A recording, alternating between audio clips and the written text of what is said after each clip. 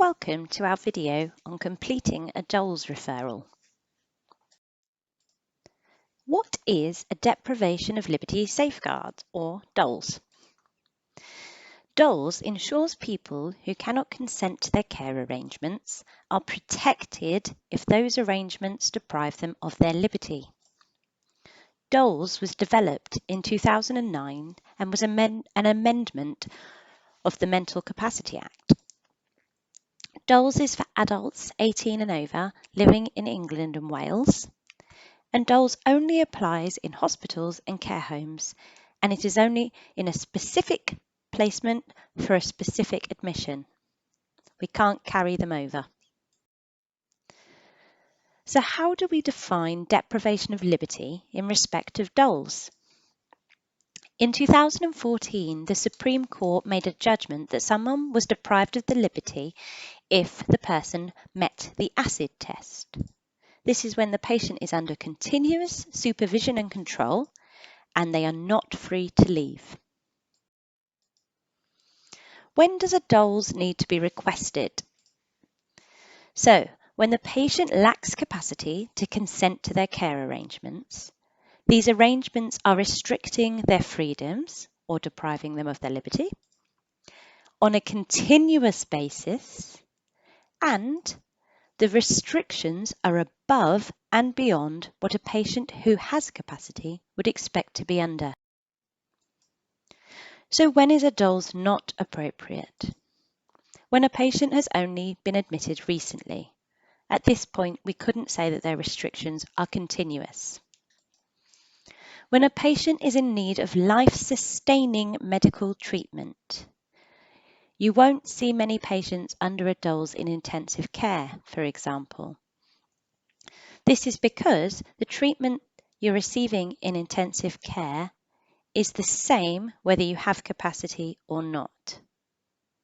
So it is not above and beyond what would be expected for a patient who had capacity.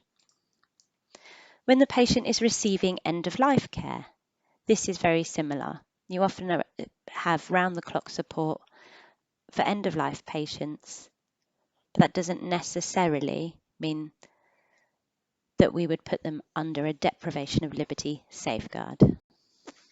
And when the patient is under a section of the Mental Health Act, you cannot be under a section and a DOLS at the same time. So the types of restrictions you might see that we might amount to a deprivation of liberty is one-to-one red specialing. So this is when a patient has someone with them all the time, just there for them. Posy mitts. Now these are deemed as a type of physical restraint, and they're like mittens that cover the hands completely and stop patients from pulling out their essential lines. The use of security to restrain or bring back to the ward. Chemical restraint, sedatives, and covert medication. Now that's not medication through an NG tube or intramuscularly.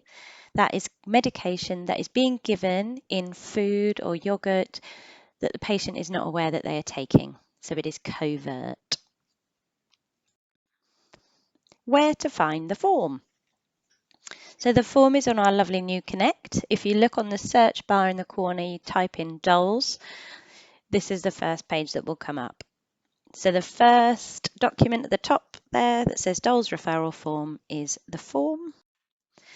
And this is what the form looks like. There is a tip sheet that you can also find on Connect, which has a little bit of ideas on how you fill it out, which is what I'm showing you now. So the green bits are only in the tip sheet. The main form wouldn't have that on it. So as you can see, we need you to fill in all the basic details in pages 1 and 2. And the really important bit is page 3. And that's that big section in the middle where we're looking at the purpose of the authorization.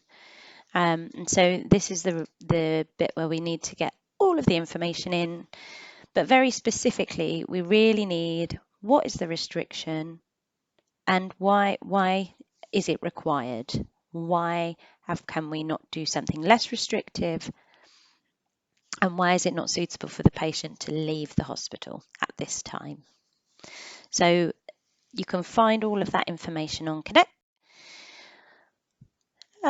On this page, you want to be including any next of kin information that's on Epic or any lasting power of attorney information if it's there.